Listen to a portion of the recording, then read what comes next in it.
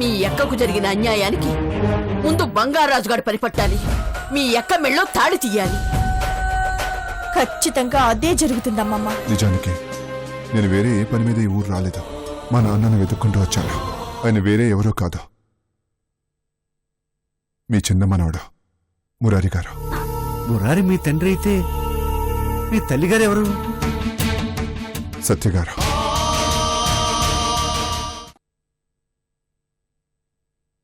అమ్మా నాన్నలను కలపాలి, వారికి మా కథ చెప్పాలి. పాతికేళ్ల నా ఒంటరితనాన్ని దుఃఖాన్ని మరిచిపోయేలా వారిని జీవితాంతం సుఖ సంతోషాలతో చూసుకోవాలి. ఇదే నా కోరిక తాతగారు. బాబు,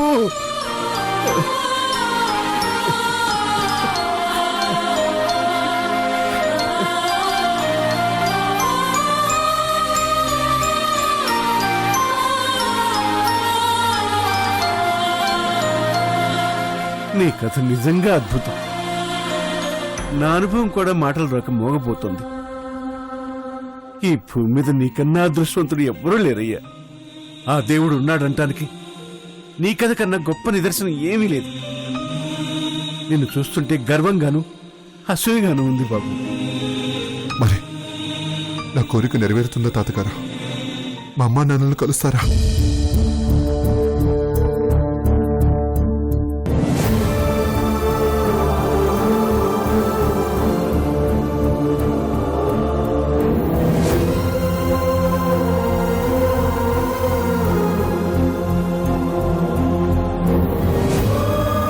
ఏం తాతగారు, నా ప్రశ్నకు సమాధానం చెప్పండి. సమాధానం నా చేతుల్లో లేదు బాబు. అదేం తాతగారు, మీరు తలుచుకుంటే సాధ్యమే కదా. మా రెండు కుటుంబాలు ఏ గొడవలు లేకుండా ప్రశాంతంగా ఉండాలని నేను తలవని రోజు లేదు. కానీ ప్రశాంతత అన్నది మా తలలకు మించిన భారమైంది. పరిష్కారమే లేని సమస్య అయింది. సమాధానం లేకుండా ఏ ప్రశ్న ఈ ప్రపంచంలో లేదు తాతగారు. జరిగిన గొడవ ఏంటో చెప్పండి. గతంలో దొరకని సమాధానం ఇప్పుడు దొరకచ్చా? నాకు ఆ నమ్మకం ఎప్పుడో పోయింది. కానీ నీకోసం చెప్తాను.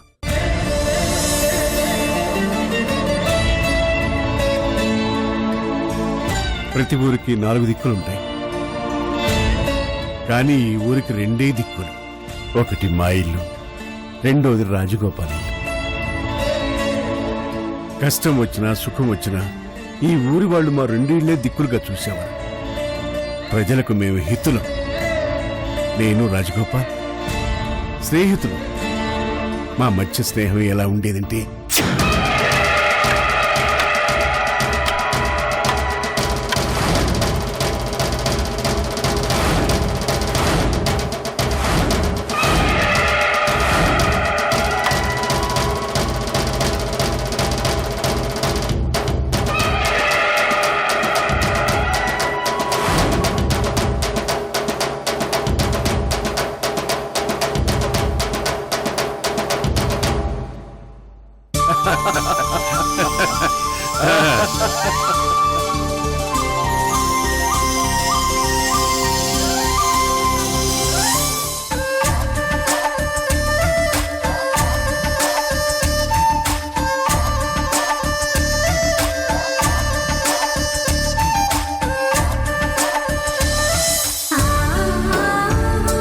అలా పసిపిల్లల స్నేహంలా ఏ కల్మషం లేకుండా కలిసిమెలిసి ఉండేవాళ్ళం. సుఖమైనా కష్టమైనా ఆనందమైనా విషాదమైనా కలిసే వచ్చేది. అన్నీ కలిసే పంచుకునేవాళ్ళం.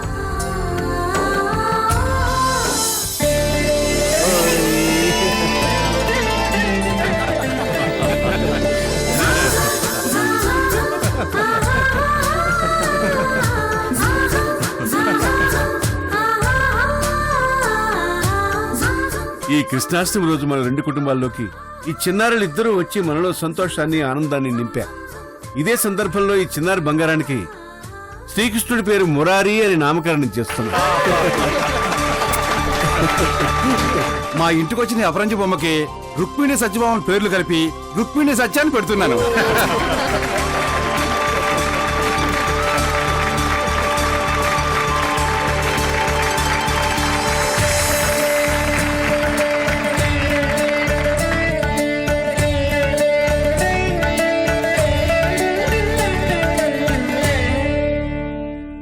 రోజులే వేరు బాబు.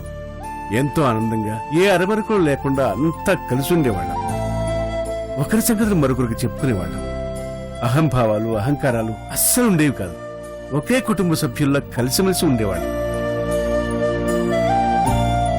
నాకు నా స్నేహితుడు రాజగోపాల్ అంటే ఎంతో అభిమానం. వాడిని నాతో సమానంగా చూసుకునేవాడిని. నాలాగే వాడిని నలుగురు చూడాలనుకునేవాడిని. అందుకే ఓ రోజు ఓ నిర్ణయం తీసుకున్నాను. అది విని అందరూ షాక్ అయ్యారు, రాజగోపాల్ కూడా.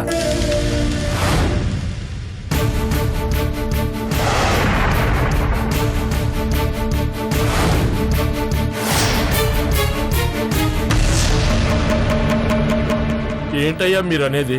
ప్రెసిడెంట్ గా మీరు విరమించుకుంటున్నారా? మీ బదులు రాజగోపాల్ గారిని ప్రెసిడెంట్ గా చేస్తున్నారా? అవును, నా నిర్ణయాన్ని మీరందరూ ఏకగ్రీవంగా ఆమోదిస్తారని ఆశిస్తున్నాను. మీ మాటకు ఎదురే ఉందండి.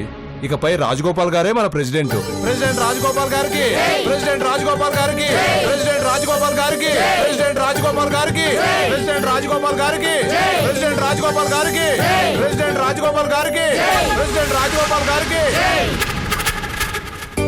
ఏంట్రా ఇది? నేను ప్రెసిడెంట్ ఏంటి? నువ్వు నా ప్రాణ స్నేహితుడిరా. ఈ ఊళ్ళో వాళ్ళు నాకెంత గౌరవం మర్యాదలు ఇస్తారో నీకు అంతే ఇవ్వాలి. అది కాదురా, ఇప్పుడు మనం బానే ఉన్నాం కదా. నమస్తే అయ్యా. నమస్తే. నమస్తే. నమస్తే బాబు. ఇంకేం మాట్లాడుకో. అయినా నేను ప్రెసిడెంట్ పదవి ఇచ్చింది ఎవరికి? నా ఫ్రెండ్కి. అది నీ దగ్గరున్నా నా దగ్గరున్నా ఒకటే. మనసులో ఏం పెట్టుకోకుండా ఈ ఊరికి 4 మంచి పనులు చేయడం గురించి ఆలోచించరా బాబు.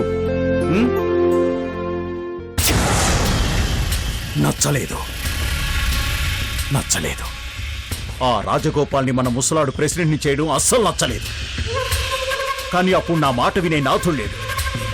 నా మాట వినిపించే అవకాశం కూడా నాకు రాలేదు. ఇల్లరికపు అల్లుణ్ణి కదా, వినయం అనే విందు భోజనం మీదేసుకుని అణిగిన బిస్తర్లా ఉండాల్సొచ్చింది. కానీ మామగారు ప్రెసిడెంట్గా ఉన్నప్పుడు చాప కింద నీరులా నేను చేసిన పనులు ఆ రాజగోపాల్ని తడిపేశాయి. నన్నే ప్రశ్నించాడు, నా జోలికే వచ్చాడు. నువ్వంటే మీ మామయ్య గారికి ఒక గౌరవం ఉంది. తన ఒక్కగానొక్క కూతురు కోసం నువ్వు విల్లరికి వచ్చావని నీ మీద ఆయనకి చాలా ప్రేమ. పంచాయతీ సొమ్ము ఆయనకి తెలియకుండా ఎన్నాళ్ళు నీ సొంతానికి వాడుకున్నావని తెలిసింది. ఇంతటితో ఆపేయి. లేదంటే మీ మామగారికి నీ మీద ఉన్న గౌరవం, ఆయనంటే ఈ ఊరు ప్రజలకున్న నమ్మకం రెండూ పోతాయి. ఈ డబ్బును వెంటనే పంచాయతీలో కట్టి చేసిన తప్పును సరిదిద్దుకో. మళ్ళీ ఇలాంటి తప్పు ఇంకెప్పుడు చేయకు. నువ్వు నా స్నేహితుడి కుటుంబానికి అల్లుడువైనా మా కుటుంబానికి ఆప్తుడు అని చెప్తున్నాను.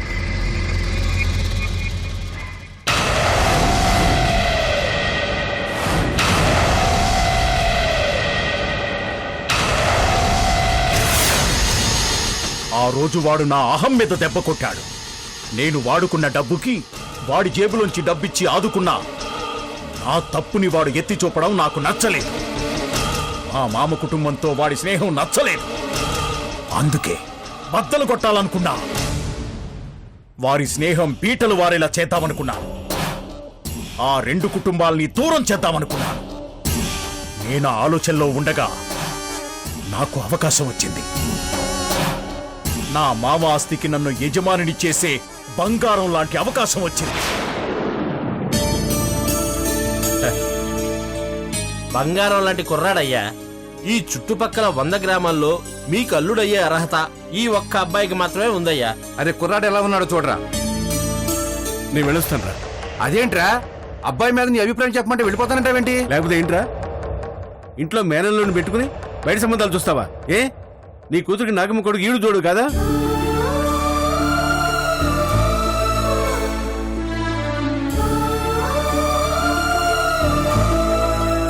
అలాగే అత్తారింటికి తలచెడి పుట్టింటికి పోరాదంటారు. తన పరిస్థితులు బాగాలేక నీ పంచం చేరిందని నాగమ్మపై నీకు చురకని భావన. అందుకేనా తన కొడుకు నీ కంటికి అల్లుడిగా కనిపించట్లేదు? అది కాదురా. ఇంకేం చెప్పొద్దు. ఆడపడుచు నోరు తెరిచి అడగలేకపోవచ్చు.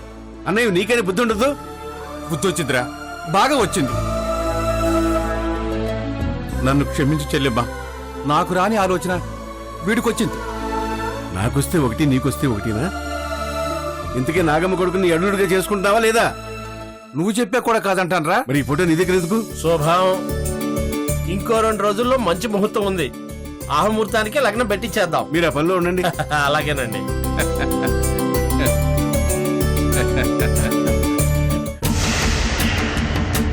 మేనల్లుండి అల్లుని చేసుకోవడానికి రాజగోపాల్ నొప్పించి ఆ రోజు నాగమ్మకు మేలు చేశాను అనుకున్నాను. నాకు తెలియకుండానే నా వల్ల నాగమ్మకు నా స్నేహితుడి కుటుంబానికి తీరని నష్టం జరుగుతుందని నేను ఊహించలేదు. ఊరందరికీ చెప్పాం, త్వరలో నిశ్చితార్థం అనుకున్నాం.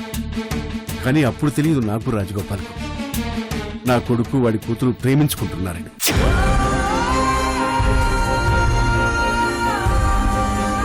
చచ్చిపోవడం ఒక్కటే మన సమస్యకు సరైన పరిష్కారం అనిపిస్తోంది నాకు. పిచ్చిదానిలా మాట్లాడుకో. చచ్చి ఏం సాధిస్తావు? కలిసి బతకలేనప్పుడు బతికుండి ఉపయోగం ఏముంది? మనం తప్పు చేశాం. మన ప్రేమ విషయం మొదట్లోనే ఇళ్లలో చెప్పుండాల్సింది. ఇప్పుడు చెప్పిన ఉపయోగం ఏం లేదు. మా బావే నా భర్తని మీ నాన్నగారు ఖాయం చేశారు. ఇప్పుడేమో మా నాన్నగారు నిశ్చితార్థాన్ని కూడా ఏర్పాట్లు చేసేస్తున్నారు. ఈ పరిస్థితుల్లో మన విషయం చెప్తే మన రెండు కుటుంబాల మధ్య గొడవలు వస్తాయి. మీ నాన్నగారు మా నాన్నగారిని వదులుకోలేరు, మీ అత్తయ్యని వదులుకోలేరు. అనవసరంగా మన పెద్దవాళ్ళని క్షోభ పెట్టిన వాళ్ళమవుతాం. ఏం చేయాలో అర్థం కావటం లేదు. అందుకే చచ్చిపోదామంటున్నాను. మనం ప్రేమించుకుంది కలిసి బ్రతకటానికి, చావటానికి కాదు. నా ప్రాణం ఉండగా నిన్ను పరాయి వాడికి దక్కనివ్వను.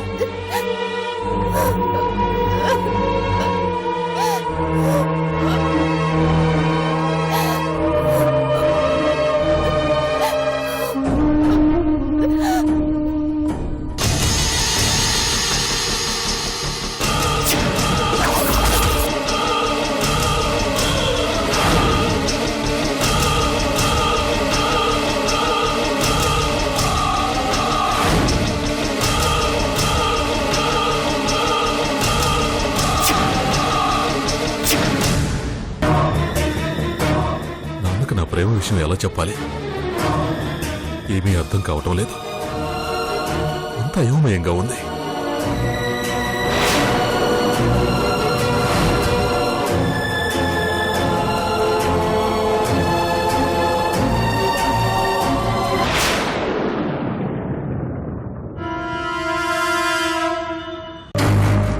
కొన్ని పోగొట్టుకుంటే జీవితంలో మళ్ళీ దొరకవు అభిరామ్. ఏమంటున్నారు బావా? అపూర్వ నీకు తగిన జోడి. ఆమెను ప్రేమించి నువ్వు ఏ తప్పు చేయలేదు. ఆమెను వదులుకుంటేనే తప్పు చేసిన వాడివవుతావు. బావా, ఇంకేం ఆలోచించకు. అపూర్వను తీసుకొని ఎటైనా దూరంగా వెళ్ళిపో. అంటే లేచిపోమంటున్నారా? మరో దారి లేదంటున్నాను. రేపు నిశ్చితార్థం పెట్టుకుని ఈ రోజు మీ ప్రేమ గురించి పెద్దలకు చెప్పలేరు. మీ ప్రేమను వదులుకొని బ్రతకనూ లేరు.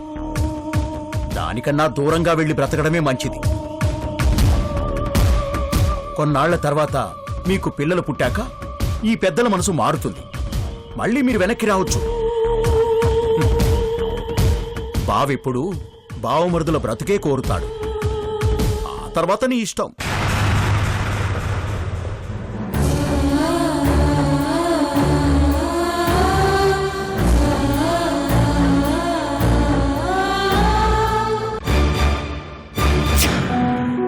నా కొడుకు వాడి ప్రేమ విషయం నాకు చెప్పలేదు. అటు ఆ అమ్మాయి నా స్నేహితుడికి చెప్పలేదు. ఇద్దరూ రహస్యంగా లేచిపోవాలని నిర్ణయించుకున్నారు. ఇవన్నీ తెలియని నేను రాజగోపాల్ పెళ్లి పనుల్లో మునిగిపోయాం.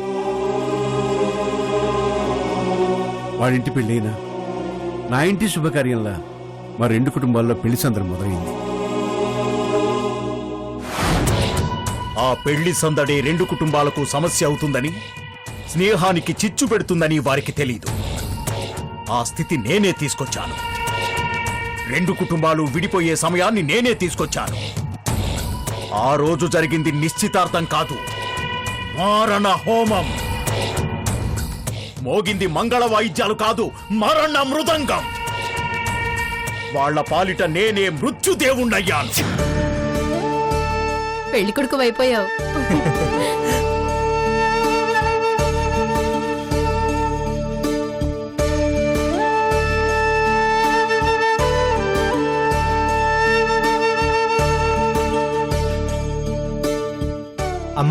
ఎలా ఉన్నానే? యువరాజులా ఉన్నావు బాబు. నీకు నా దిష్టే తగిలేలా ఉంది. పద, నీకోసం యువరాణి ఎదురు చూస్తుంది. అమ్మా, మీ కాబోయే కోడల్ని ఆ చక్రవర్తి గారి చిన్న కొడుకు లేవ తీసుకుపోతున్నాడమ్మా.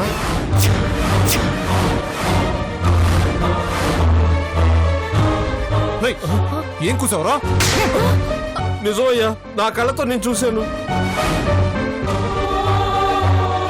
నా చెల్లెల్ని లేపుకెళ్తాడా? వాడికింత ధైర్యం?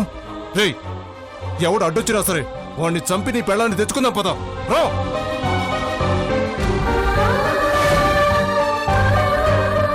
ఏంటి ఆలస్యం? త్వరగా వచ్చేయండి, మేమంతా రెడీగానే ఉన్నాం. బయలుదేరి వచ్చేస్తున్నాం, మీరు కూడా బయలుదేరండి త్వరగా. ఓకే నాన్నగారు బయలుదేరదామా? బయలుదేరదాం. ఉంటాను.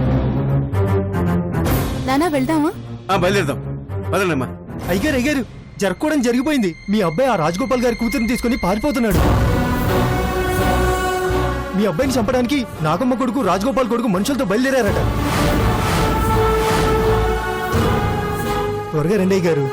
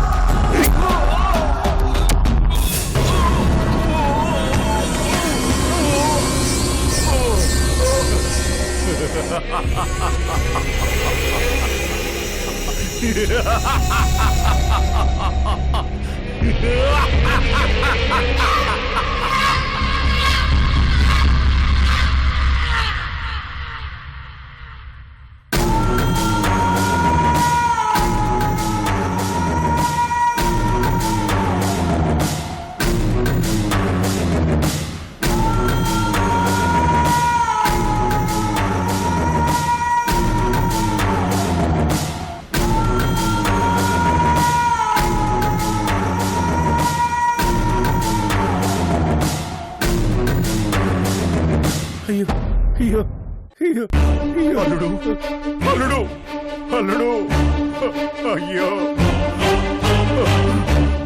అయ్యో అల్లుడు. బాబు ఏమైంది? మావయ్య గారు, ఈ మారణ హోమం ఆపడానికి ఎంతో ప్రయత్నించాను మావయ్య గారు.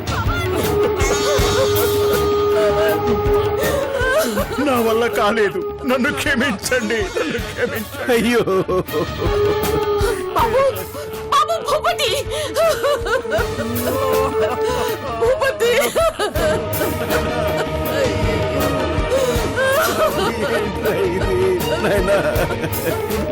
నిన్ను పెళ్లి కొడుకులా చూడాలనుకున్నాను, ఇలా శవం అయ్యావా బాబు?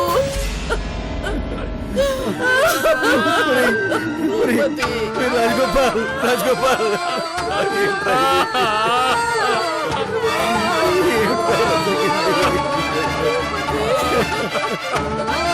రాజగోపాల్, రాజగోపాల్,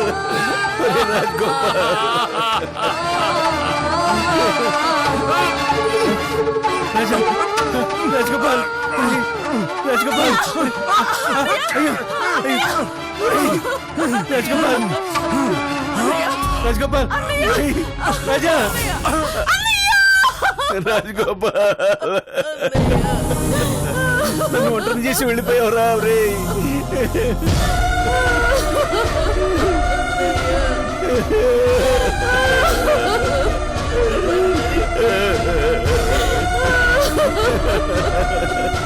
అల్లుడు నా రాజగోపాల్ నా ప్రాణం వెళ్ళిపోయాడయ్యా చెల్లెమ్మా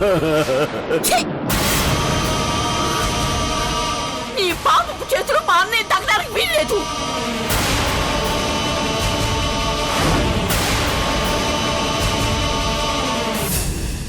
ఇక నుంచి ఏ గొడవలో ఉండవు.